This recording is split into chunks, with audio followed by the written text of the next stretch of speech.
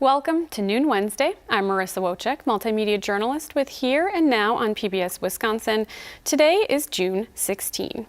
This Saturday, June 19th, also known as Juneteenth, commemorates the emancipation of slaves in the United States. More than 150 years later, what does prosperity look like for Black people in Wisconsin, and what remains to be seen? We're joined by the founder and CEO of the Wisconsin Black Chamber of Commerce, Reuben Hopkins, and thank you so much for joining us. Thank you for having me. I want to start by asking you just what does Juneteenth mean to you? So you would think it'd be a very deep question, but at this point, it's not a very deep question. I think we've gotten to the point where Juneteenth should be celebrated differently.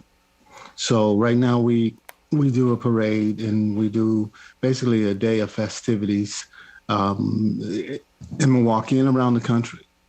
And so I think that Juneteenth has gotten to the point, and now that Congress has voted to make it a federal holiday, I just think it should be more of a Black economic and business development.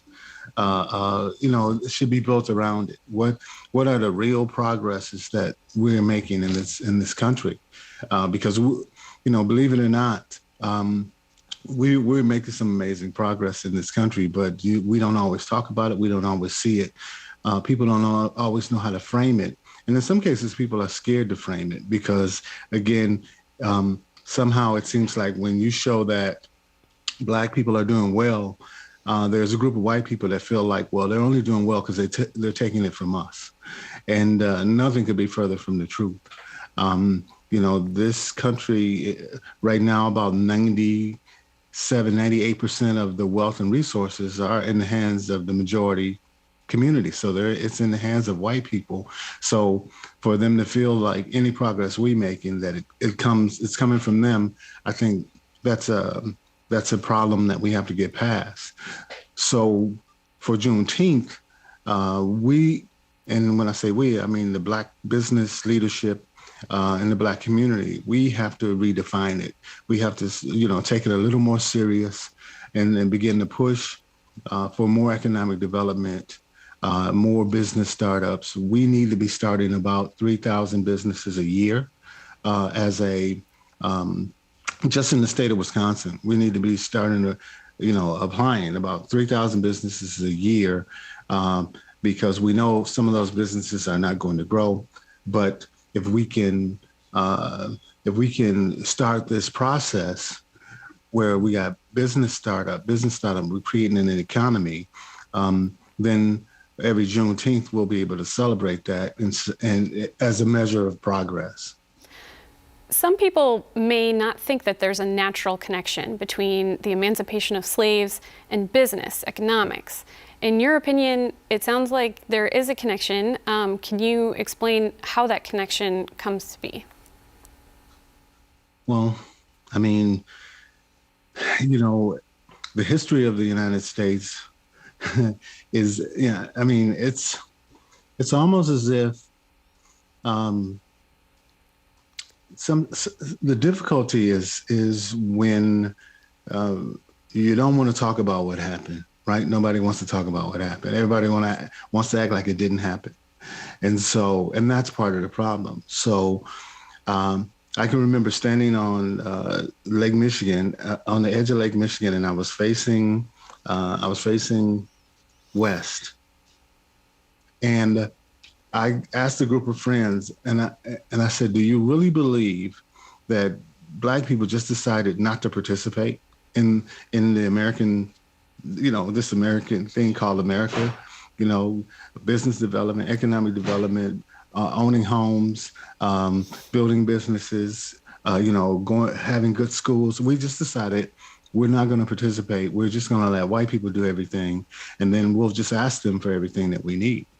That's the way it seems, right? But that's not the way it is. And that's not the truth of how things happen, right? So we don't want to discuss the white supremacy myth. right? We don't want to discuss Jim Crow. We don't want to discuss redlining. We don't want to discuss all of the things that were are and were done to Black people to make our existence in such jeopardy. Yet we still have found ways to survive and to continue to exist. So that connection is it's America.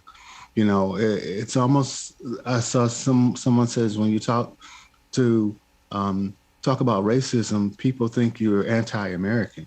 Well, how is race tied so to just being an American, right? And it's because we just really don't want to talk about what happened. And we'd rather act like it didn't happen rather than understand that we all have a role to play in making America true to what America has on paper. So prior to the pandemic and now more than a year out, how are Black businesses, Black-owned businesses faring? Well, we're struggling. I mean, because most of the money that was for PPP and all of these different products that was created with the Recovery Act, most of that money never made it to the Black community.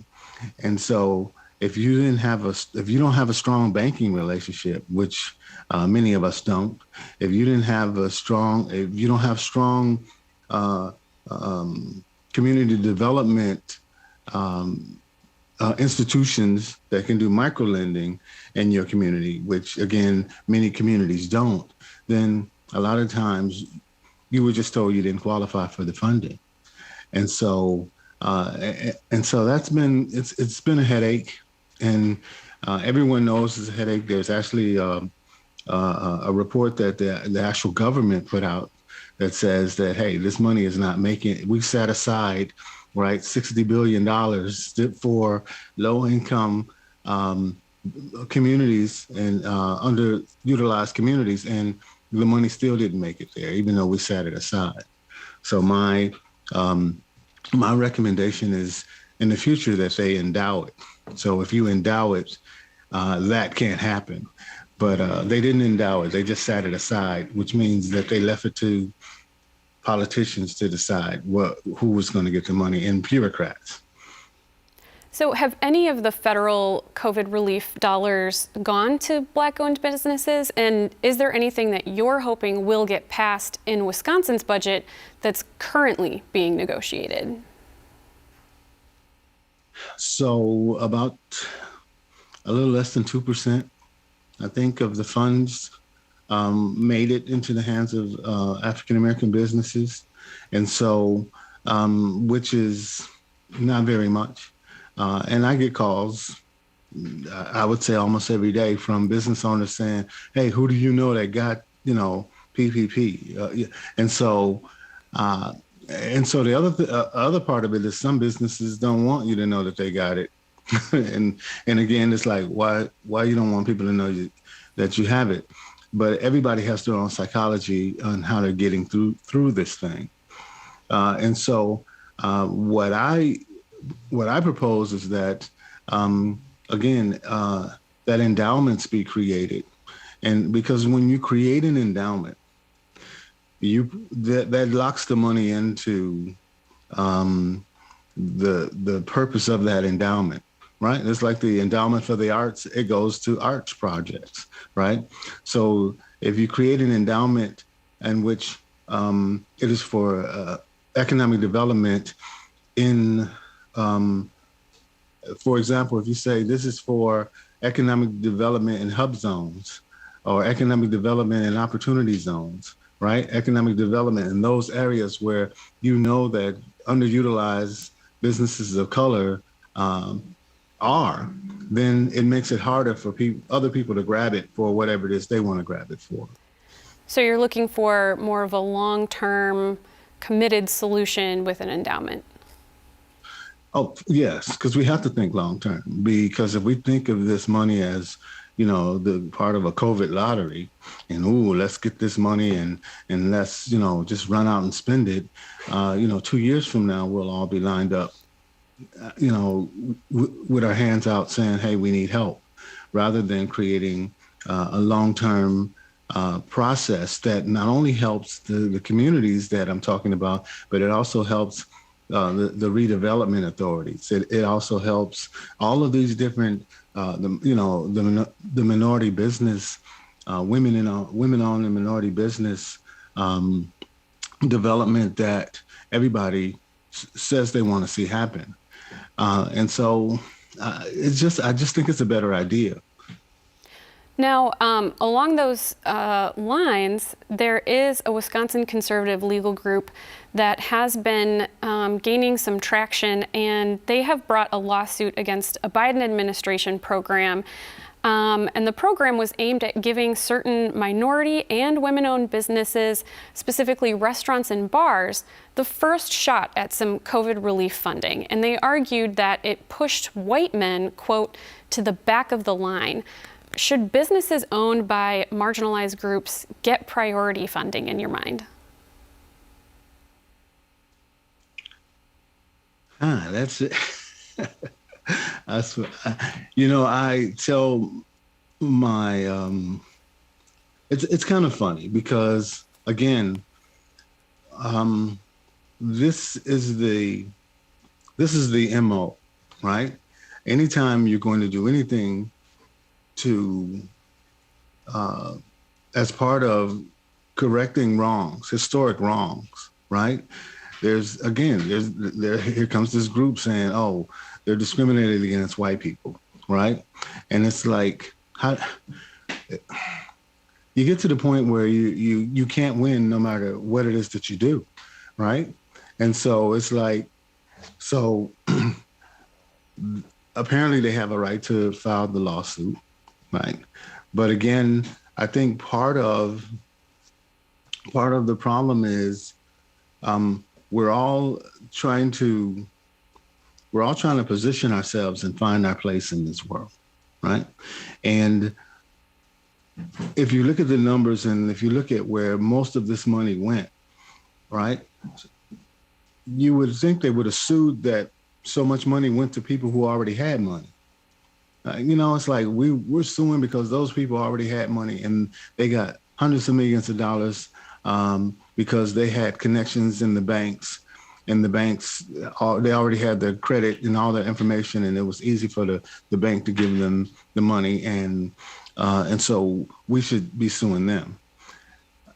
But to sue because people of color or people who have been at a disadvantage were allowed to be able to position themselves to get money, to create economic development, I just find that it's typical because that's what, that's how things work. It's almost like everything that's going on with voting. It's like, it doesn't make sense, but there's enough people in charge and in position that they can say, well, we want to do this.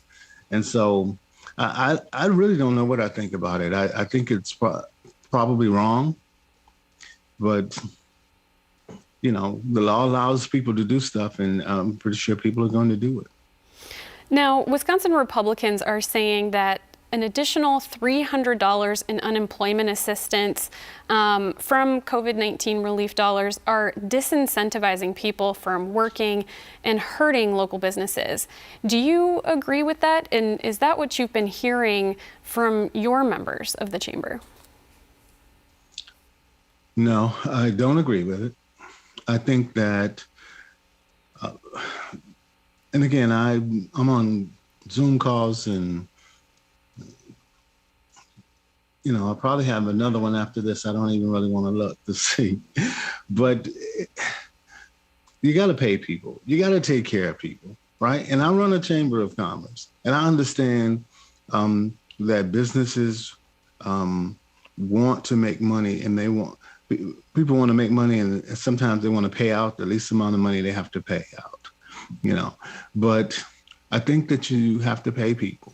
And I think people realize that you got to pay people, right? And I think, so the pandemic woke up a lot of people in a lot of different ways. And a lot of people who sacrificed by going to work during the pandemic. Now that this pandemic is over or coming, we see a light at the end of the tunnel. There are people who are saying, you know what, I'm worth more than what this job is willing to pay me, and trust me, $300 a week, I'm not going back to work because somebody's giving me $300 a week, but I am looking for that job that I'm really interested in, and so I think that people are more along the lines of just looking for work that they're really interested in, and that even if they don't get paid what they wanted to get paid, that they're at least at a job that they can, stomach going to every day and dealing with every day versus a job they hate. Now, yesterday, the U.S. Senate unanimously voted to make Juneteenth a federal holiday. Wisconsin U.S. Senator Ron Johnson ended his objection to the measure, saying he supports emancipation, but he originally objected because he didn't want to pay federal employees for a day off to commemorate it. What's your take on that? And is making this a federal holiday long overdue? I have no comment on that. You would think grown men would be able to better rationalize some of the things that they say, and it's irrational. It is long overdue. There's probably a couple other holidays that are probably overdue. And let people see the more when you do stuff like this, right? When you do stuff like make Juneteenth a holiday, now you have to explain to people what Juneteenth is about and what happened. And now you got to explain slavery, right? Then you got to explain why it took 2 years for the slaves in Galveston to find out about the end of slavery. Then you got to explain Jim Crow, right? And then you got to explain, so now you got to begin to explain the behavior of this country, right? And not what the Emancipation Proclamation said, not what the Bill of Rights says, right? Not what all of the documents say, but now you got to go back and explain the behavior of people in this country towards freed slaves for generations, right? Then, so once you begin to have to explain that, then that's when you get into that conversation about critical race theory that nobody, you got a group of people saying, oh, no, you can't tell them what we got away with, right? Because that's really what it seems to come down to, is that you have to you're telling a group of people who were born on third base how they got to third base while they're looking at people who are over trying to get up the bat, right? Those people, we're trying to get up the bat. You were born on third base, and you think it's natural to not want us to get up the bat because you were born on third base. Well, critical race theory means that you got to explain how we got to third base and how those people over there never even had a bat to swing because we hid the bats, right? Right? And so it's like, so you don't want to have those conversations. And so, it's long overdue. And, I don't know what to say about Ron Johnson. He's been a disappointment. And I remember when he first got elected, I think he ran against Russ Feingold or something. But I just think he's been a disappointment. And just so you know, I've voted Republican before. So it's not like I'm just this staunch Democrat. Right now I'm an independent. But I know which side of the bread my butter is on. And I know whether it's a Republican bringing it or a Democrat bringing it or an independent bringing it, I know how to think rationally about what I believe. And I'm glad you brought up the critical race theory point, because that is something that is going through the Wisconsin legislature, trying to not allow that to be taught in schools. But switching gears a little bit, you've already touched on this quite a bit, but can you just describe for us to you, what does Black prosperity look like? What does prosperity look like in the Black community in Wisconsin? Okay. So right now, today, in Milwaukee County, okay, or more specifically in the city of Milwaukee, because that's where the majority of us live. We live in the city of Milwaukee, right? So right now, our home ownership rate is about 30%, right? So you got a 30% home ownership rate, which means that 7 out of 10 people on the block don't own a home, right? You got some areas where nobody owns a home. So we'd like to see that reverse. We'd rather that be 70% home ownership and maybe only 30% are renting, right? Right now, if I want to go bowling, I have to leave my community to go bowling. If I want to go roller skating, I have to leave my community to go roller skating. If I want to go to the movies, I have to leave my community to go to the movies, right? So every weekend, millions of dollars in entertainment dollars leave the Black community going to Brookfield and Waukesha and going outside the community because all the entertainment has been moved outside of the community, right? As if we don't need those type of venues in the Black community. When entertainment returns, when home ownership shows up, when business ownership shows up, and we begin to manage our own economy in the Black community, when white people get up in the morning and say, hey, we're going into Milwaukee because we want to get some, we want to go to Coffee Makes You Black and, network with some Black business owners, right? There are measures to know whether or not we are making progress. But there's also measures that show where we are right now. And so all of that money leaves the community every weekend. But, so does much of the entitlement money that comes into the community.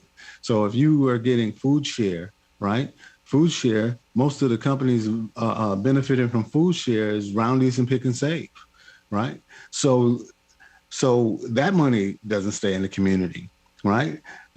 So you have all of this, child care assistance or energy assistance. Energy assistance that goes to We Energies. So those millions of dollars go to We Energies. Right. It doesn't stay in the community. So all of that money is leaving the community. All the entertainment dollar is leaving the community. And then we're sitting around wondering how we got stuck at the lowest level of a real life monopoly game. Right? Because that's exactly where we are. We're stuck. The Black community is stuck at the lowest level of a real life monopoly game. And you cannot play Monopoly without their money. Right? So if all the money is leaving, it's hard to create an economy that people can create quality of life and survive off of. And so in order to see prosperity in the Black community, that has to change. How are you celebrating Juneteenth, and what do you want people to reflect upon on this day? So I am going to go to the parade and wave to people I haven't seen in 2 years now, because I didn't see them last year, because normally every year you go down there and you see people you hadn't seen for a year. And I'll, have some conversations about what we're working on at the Wisconsin Black Chamber. I have flyers. I'll hand out some flyers for our upcoming events. And then I'll continue to work so that next Juneteenth we have a Black Business Expo, on Juneteenth. So after people go to the parade, after people, walk around a little bit downtown, that maybe that evening we'll have a Black Business Expo or something planned to where we can talk about the progress that we're making with Black business in this state. All right, we leave it there. Reuben Hopkins of the Wisconsin Black Chamber of Commerce, thank you very much for joining us today. Thank you for having me. I'll I hope some of it made sense. I hope all of it made sense. Absolutely, absolutely. For more from Here and Now in PBS Wisconsin, you can visit pbswisconsin.org/news. And thank you so much for joining us on Noon Wednesday.